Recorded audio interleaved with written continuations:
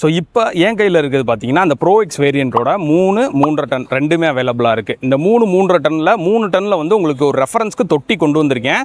3.5 டன்னில் வந்துட்டு இது வந்து சேஸு. இன்னொன்று பார்த்தீங்க அப்படின்னா கலர் ஆப்ஷனும் அதே 3.5 டன்னில் தொட்டி இருக்கிற மாதிரி உங்களுக்கு அண்டி கொண்டு வந்திருக்கேன். ஸோ இதில் மேஜரான டிஃப்ரென்ஸ் அதுவும் உங்களுக்கு தெரிய வேண்டியது என்ன அப்படின்னு பார்த்தீங்கன்னா, ரெண்டுலேயுமே நம்மளுக்கு 10.8 அடியும் 9.8 அடிக்கான தொட்டி வந்து நம்மளுக்கு கொடுத்துருக்காங்க.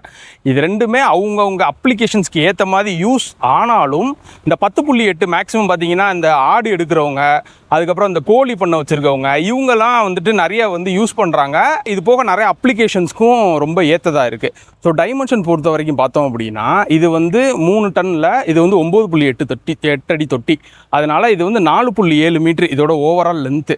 ஹைட்டு பார்த்தோன்னா 2 மீட்டரும், வித்து பார்த்தோன்னா 1.4 மீட்டர் வந்து இருக்குது. வீல் பேஸ் வந்து 10.8க்கும் 9.8க்கும் மாறும். ஸோ இது வந்து 2.6 மீட்ரு இதோட வீல் பேஸு கொஞ்சம் கம்மியாக வரும். இதே இது நம்ம வந்து ஒரு 10.8 அடி தொட்டி போயிட்டோம் அப்படின்னா லென்த்து வந்து நம்மள்கிட்ட 5.1 மீட்ரு வரும். அதாவது கிட்டத்தட்ட 0.4 மீட்ரு வந்து அதிகம். வீல் பேஸும் பார்த்தோம் அப்படின்னா நமக்கு 2.7 மீட்ரு கிட்ட வரும்.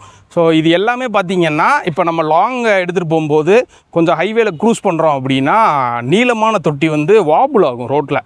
ஸோ அது இல்லாமல் இருக்கிறதுக்காண்டி வீல் பேஸ் வந்து கொஞ்சம் அதிகமாக கொடுத்துருக்காங்க.